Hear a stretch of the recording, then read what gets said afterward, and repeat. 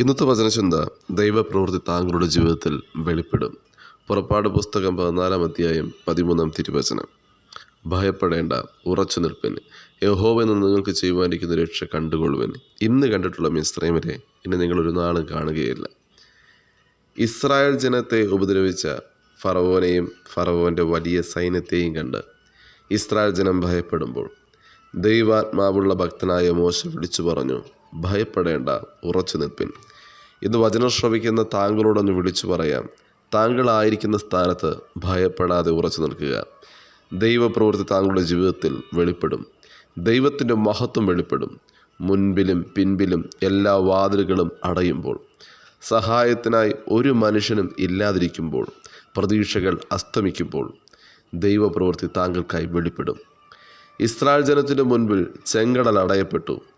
പിന്നിൽ ഫറവോനും സൈന്യവും രക്ഷപ്പെടുവാൻ ഒരു മാർഗവുമില്ലാതെ നിലവിളിക്കുമ്പോൾ വിളിച്ചിറക്കിയ ദൈവം വിശ്വസ്തനാകിയാൽ അവിടെ ദൈവത്തിൻ്റെ മഹത്വം വെളിപ്പെട്ടപ്പോൾ ദൈവം ഫറവോൻ സൈന്യത്തെ ചെങ്കടലിൽ താഴ്ത്തി. ദൈവം ഞാൻ അവനെ അറിയുന്നില്ല എന്ന് പറഞ്ഞ ഫറവോൻ തൻ്റെ കണ്ണാൽ കണ്ടു ദൈവം ആരെന്നും ദൈവത്തിൻ്റെ മഹത്വം എന്തെന്നും. ദൈവം ഇറങ്ങിയാൽ ആർക്കും ദൈവത്തിൻ്റെ ശക്തിയെ തടുക്കുവാൻ കഴിയുകയില്ല. ദാനിയേൽ പ്രവചന പുസ്തകം വായിക്കുമ്പോൾ അവിടെ നെബൂഖദ്നേസർ രാജാവിനെ കാണാം. നെബൂഖദ്നേസർ രാജാവ് രാജ്യത്തിലെ സകല മനുഷ്യന്മാരെയും വിളിച്ചുകൂട്ടി. നെബൂഖദ്നേസർ രാജാവ് പ്രതിഷ്ഠിച്ച ബിംബത്തെ മാത്രമേ നമസ്കരിക്കാവൂ എന്ന കൽപ്പന പുറപ്പെടുവിച്ചപ്പോൾ സകല മനുഷ്യരും ബിംബത്തെ നമസ്കരിക്കുവാൻ മുട്ടുകുത്തി. ജനലക്ഷങ്ങൾക്കിടയിൽ 3 ചെറുപ്പക്കാർ ധൈര്യത്തോടു കൂടെ നിവർന്നു നിന്നു. ജീവനുള്ള ദൈവത്തെ മാത്രമേ സേവിക്കുകയുള്ളൂ എന്ന ഉറച്ച തീരുമാനമെടുത്ത എബ്രായ ബാലന്മാരെ എരിയുന്ന തീച്ചൂളയിൽ തള്ളിയിടുമ്പോൾ നെബൂഖദ്നേസർ രാജാവ് ജീവനുള്ള ദൈവമാരെന്നും ദൈവത്തിൻ്റെ മഹത്വം ഇറങ്ങിയാൽ എത്ര കഠിനമായ തീച്ചൂളയാണെങ്കിലും ദൈവത്തിൻ്റെ ശക്തി അവിടെ വെളിപ്പെടുമെന്നും ദൈവത്തിൻ്റെ പ്രവൃത്തിയെ തടയുവാൻ ആർക്കും കഴിയില്ല എന്നും മനസ്സിലായി. വചനം ശ്രവിക്കുന്ന പ്രിയ ദൈവജനമേ, താങ്കളുടെ ജീവിതത്തിൽ ഏത് വിഷയത്തിൻ്റെ അകത്തും ദൈവത്തിൻ്റെ മഹത്വം വെളിപ്പെടുത്തുവാൻ ദൈവസന്നിധിയിൽ പ്രാർത്ഥിച്ചാൽ മതി. പ്രാർത്ഥിച്ചാൽ ദൈവത്തിൻ്റെ മഹത്വം വെളിപ്പെടും. ശത്രു അടച്ചതിനെ ദൈവം തുറക്കും. അതേ ശത്രുവിനെ ഇനി ഒരിക്കലും കാണാതെ വണ്ണം നീക്കം ചെയ്യുകയും ദൈവത്തിൻ്റെ മഹത്വം വെളിപ്പെടുകയും ചെയ്യും.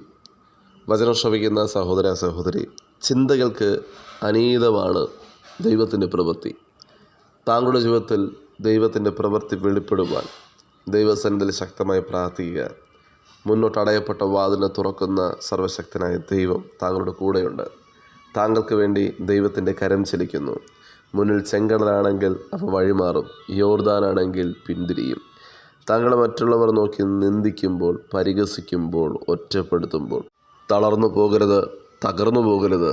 ഭക്തനായ മോശയ്ക്ക് വേണ്ടി ഇറങ്ങി വന്ന ദൈവം, ഭക്തനായ മോശയെ ബലപ്പെടുത്തിയ ദൈവം, ഇസ്രായേൽ ജനം മോശയുടെ കൂടെ ദൈവമുണ്ടെന്ന് പറയത്തക്ക നിലവാരത്തിൽ ദൈവം മോശയെ കരം പിടിച്ചുയർത്തിയതുപോലെ എബ്രായ ബാലന്മാരുടെ അരികിൽ തീച്ചൂളയുടെ നടുവിൽ ദൈവം ഇറങ്ങി വന്ന് ദൈവത്തിൻ്റെ പ്രവൃത്തി തെളിയിച്ചതുപോലെ, ദൈവത്തിൻ്റെ മഹത്വം ഇറങ്ങിയതുപോലെ താങ്കളുടെ ജീവിതത്തിനകത്ത് ദൈവത്തിൻ്റെ മഹത്വം വെളിപ്പെടും.